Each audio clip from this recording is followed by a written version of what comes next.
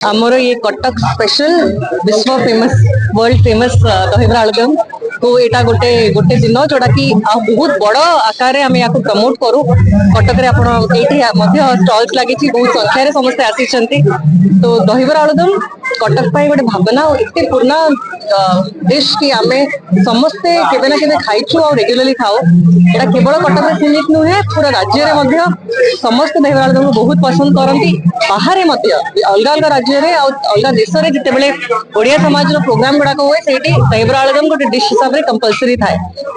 तो यही उद्यम आमर जो दहीबरा आलुदम समस्ते अच्छा जो मैंने स्टॉल्स करते जो मैंने पुराना बेपारी अच्छा गोटे प्रमोशन मिल जाए ये मध्यम सुजोग मिल जाए अलग अलग जगह स्टॉल्स लगेवाई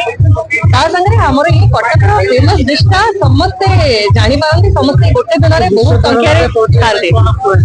देखो विश्व दरबार पहुंचाई दहीबरा आलुदम समस्त कहुई कि जल्दी आप गोटे एसोसिएशन फॉर्म करूँ मिसिक गोटे एसोसिएशन फॉर्म करदेला